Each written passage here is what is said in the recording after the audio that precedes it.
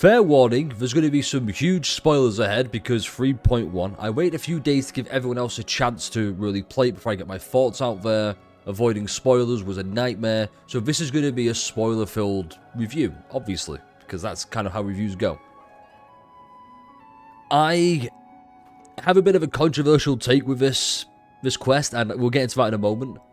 But I want to kind of talk about my expectations going into this and how you can see whether or not I was wrong or not. It's quite humorous. I want to make one thing very clear. I expect not to really care about Amith, because I saw they spoiled the big twist, or one of the big twists. I'm assuming there's going to be at least 3 big twists, maybe, in their live stream of Amith's digital ghost, rather than Exostrider's consciousness or whatever, so one mystery over with. I expect to really enjoy the rover, considering the previous video, it's like, hey, here's how you can enjoy the rover. I'm going with that mindset of he's a big doofus. He doesn't want to raise everybody, but everybody's just so starved for love and affection. They love that man. What else? I'm expecting not a lot of Luke. And it's one of my big complaints, actually, with how they've structured this. I don't mind the long-ass quest. Like, 2.5 was perfect for that reason. It was just, okay, here's full over. Here's one new character, that patch. Now, I've got complaints about having 2 new characters every patch. It requires 2 different stories, and it splits up like, eh. Secondly, it's like more like the 4th at this point.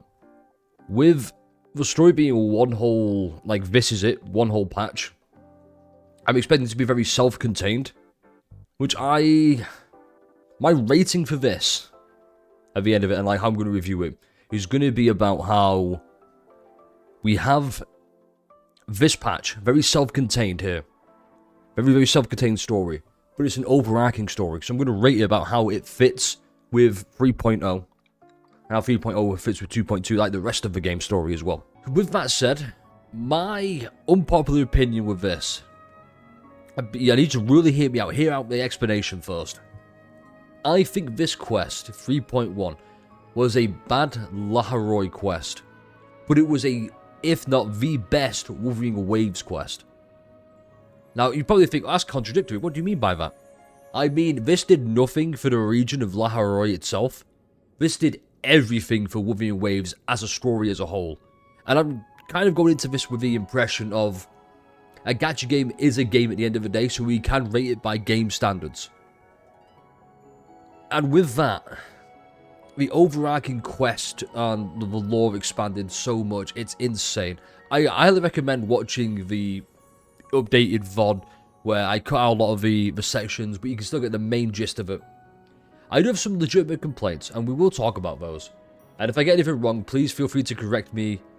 It's been like, what, nearly over 7 hours now, so, yeah. I can't stress this enough. I'm probably going to include the clip here of me ranting about the rover. I think this is exactly what the rover needed. This entire quest, it didn't feel like an Amith quest. And if we go and check real briefly the banner, now you're probably expecting, well, Amith's the new character, we have to shill her. It didn't feel that way. In fact, here is a huge rant I had about the rover and why I fucking love the rover. Everybody, I'm calling everybody out, everybody said the same thing about the rover, even me included at one point. We all said the same thing of like, look at Rover, this big old Giga Chad with godlike powers coming from beyond the skies to save the world. He has never once fucking thought about himself that way. We've just assumed that. And this is the Rover we should have had from the get-go. We're getting him now, and I'm so fucking thankful for it. I'm going to include this little rant in the review, because fuck me. This is so fucking cathartic, especially because I made that video, how to enjoy the rover. This is how you enjoy the rover. A well-written fucking character. And we're finally getting that. This is a fucking infinity out of 10 patch for the rover. Absolute fucking W's all over the place. Fucking insane pro tag. Fucking, I love this guy now. And I feel so fucking, I don't know, I'm swearing because I don't have words to really fill that void. This is just so fucking good. And I hate the fact that people are going to go, yeah, he's a pretty fucking Giga Chad for this. He's not a Giga Chad.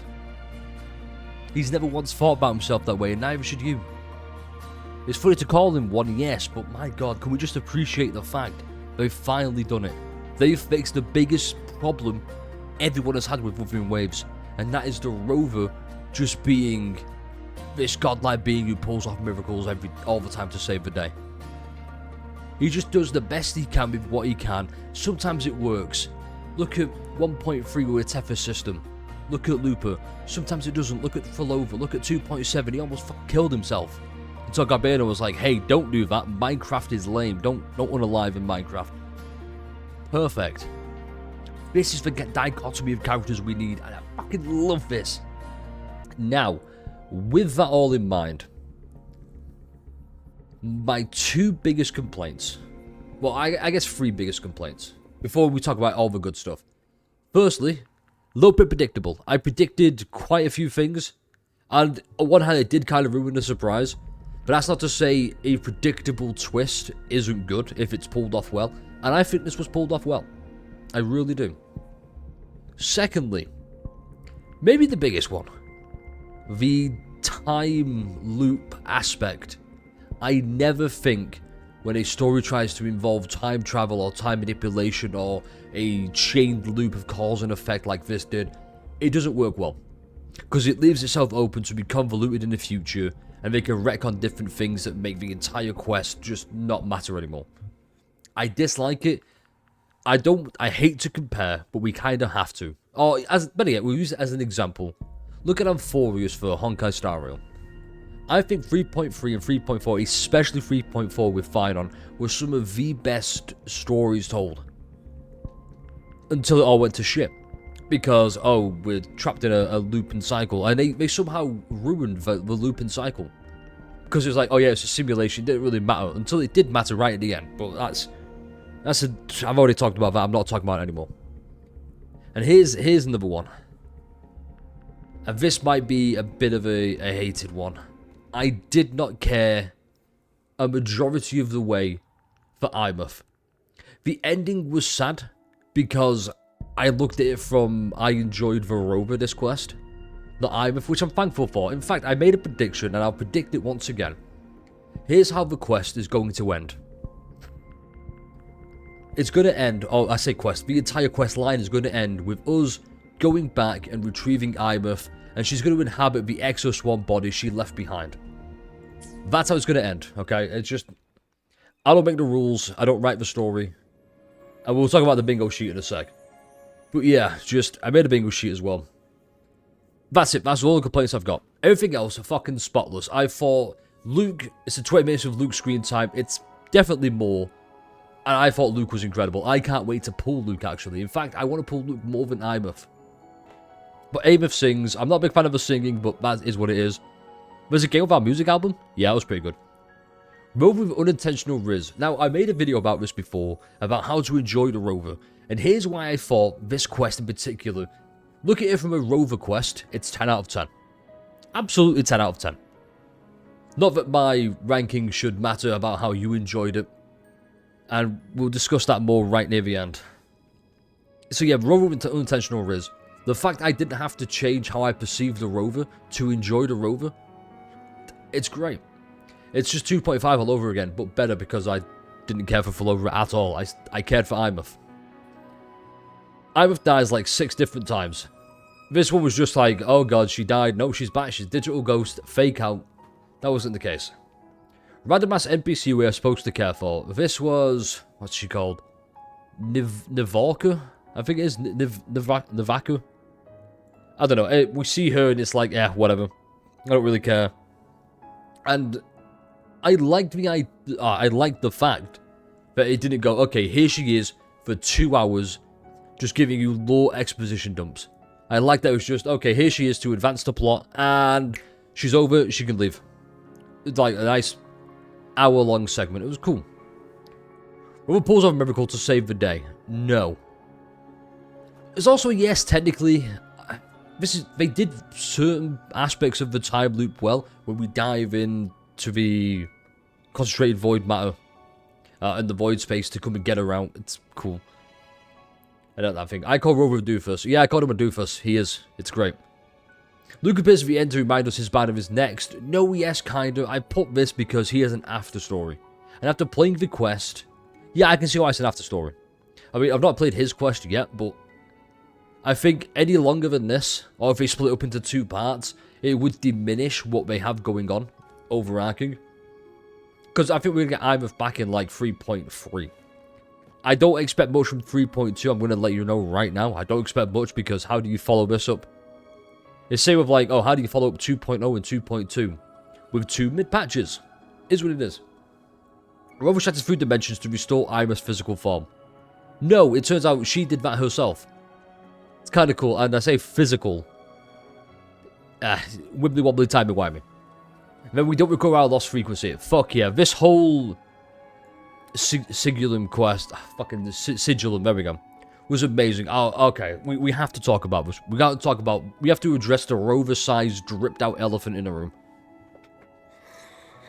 It was amazing, and we're going to talk about rankings right now. As a Laharoy quest, I give it a 3 out of 10. It was piss poor. It did nothing to enhance or advance anything else. With Laharoy, it was just kind of there, whatever. As a companion quest, because you know we do main story and companion quest. As a companion quest, I'd give it like a 6. Yeah, probably a 6. As a rover quest, fucking infinity out of 10. I fucking love this. I love this now. Rover is just a really good fucking solid character, and we needed this from the get-go, and it sucks it took us for 3.1 to get there, but we're here now, and that's what it needed. And as a quest overall, it's like an 8 out of 10. It's not perfect by any means, but it's not abysmally dogshit by any means either. I love the overall implications going forward. I love the characterization of Rover. This is the difference, okay? This is what I mean by I don't enjoy Imeth compared to Rover, because it feels like we left it too late to give Imeth characterization. And here's why I think they've done that. Because we're going to get that further down the line and expand upon it when we go back to breach her out of void space or wherever she is to bring her back. And I think then we're going to get more characterization going forward with Imeth. I just think right now we left it too late, and I think that's the reason why. Because we're going to get more further down the line. Right now we have to focus on the Rover. And the Rover was just constant throughout all of it. I shit you not, this is the greatest patch for the Rover, hands fucking down. I'm not going to talk about the plot twists and whatnot, but yeah, there was a lot. And I just... the voice direction for Rover, this whole quest, has just been fucking phenomenal. They've improved it so much. Like, go from 1.0 to now, especially now. Holy shit. I was disappointed with the Exo Strider being as small as it was. Exo Strider should have been huge, and it wasn't. But, you know, is what it is. I've talked about that before. You've probably seen it in the VOD. If you've not, you know, watch it, please. There's just... there's so much I could talk about, like how... with Chaos, right? Back in 2.2 of Ayuno, we have Chaos introduced. And I'll admit, a lot of people, myself included, is the biggest advocate for saying Wuthering Waves has a world-building story. Because they just threw it in like that. Now, I understand and I appreciate they have to start somewhere. But I don't think 2.6 was the patch to bring in Chaos. But my god, 3.1 was the patch to go, we're going to expand on the meaning of Chaos. And Void Space being Chaos was fucking incredible. Or like Chaos, because it's the same principles of like, as long as existence, or existence is being erased, but as long as you remember, a part of it still exists. Incredible. And they built on things. Even the, I talked about this before. In fact, let me go and find the screenshot real quick. I talked about this. Now, you're probably thinking, what is that? Well, I had a theory, and I was kind of proven correct by this. It's the same as this. And if we just go over here, it's the same thing. I think that's what this is, but in fact, let's talk about this actually, because it expanded on this with like, we came from beyond the etheric sea. So are we the cause of the etheric sea phenomena? It's possible. I love the implications of that. This is what I mean, there's so much to theorize going forward now. The fact we've gone all the way back. In fact, Genshin Impact did it with... I praise Genshin Impact for this. You're probably going, Genshin Impact in my Kuro Games video. Grow up. Alright, grow up. You can like different games. Get over it, fuckboy. So, I don't know why I said that. It's very heated. I know people are going to be like, how dare you? Just grow up. Enjoy games for what they are. Enjoy this. So we talk about this. Like, Genshin Impact, they were not crying. We went back, they talked about, like, the moons with Paimon and whatnot. I don't know enough because I've not played it. I don't really care enough to know. Just know that it's a good example. And Kuro did it as well with this. And we keep going here. Because that's what I think all this is. We get more lore about her of all people. I didn't expect we'd get this. It's like, oh, what's she? She's the person who sent the rover here in the first place. Fucking incredible. It's so fucking good, and we got more of it. And it's such a good patch for this. I'm very, very passionate because this was so fucking good. Anyway, we keep going.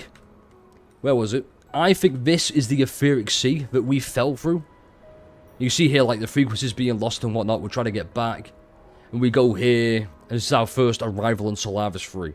Which we will see this region in the future, probably. Who knows? I just love all the implications of it. It's just so... Oh my god, it's so fucking good. But yeah, that was my big theory about Aleph being... There's nothing. Frenodians exist outside the confines of Solaris 3. Because this is an alien Frenodian. I thought that was incredible. I don't know what else I could say to be like, hey, this patch was really good for the rover's characterization. And just good for the rover. And it was good for Wuthering Waves as a whole. I really enjoyed it. I hope they do more. That's really about it. That's all I can do. That's all I can say. I could go in more in-depth detail, but I don't remember every little detail going forward. I probably remember further down the line, but I'm very tired from after doing all of this for like 7 hours. Very worth it. Very, very worth it. I enjoyed it completely. I hope you did as well. Let me know your thoughts, your feelings down below. Do you like it? Do you hate it? Do you agree? Do you disagree? Let's know, because if this is how they keep handling the stories going forward, we're in for some good fucking stories. We really are. Anyway, that being said, like, comment, subscribe. I've already said all I need to say. Let me know how you feel down in the comments. I enjoyed this quest. I loved it. Is it my favourite Wuthering Waves quest? I would say no. I still think 2.2 is probably the best story. But I think it's now tied with this. And that's only if I look at it from a rover perspective. So I've been talking for like 7 hours, alright? I'm gonna get tongue-tied. Yeah, from a rover perspective, it's tied for first place. As a whole, it's probably like the second best. I think 2.2 is better, but hey, personal preference. At the end of the day, we all love the story. We want the best for the story. We've got the best for the story, and I hope we can hold Kuro Games to a standard, and everyone else to a standard of, if you make quests like this, people will be more invested. And that's really all we can do, isn't it? Anyway, like, comment, subscribe. I'll catch you in the next Wuthering Waves video. Stay refreshing. Man, I fucking love the rover. Holy shit.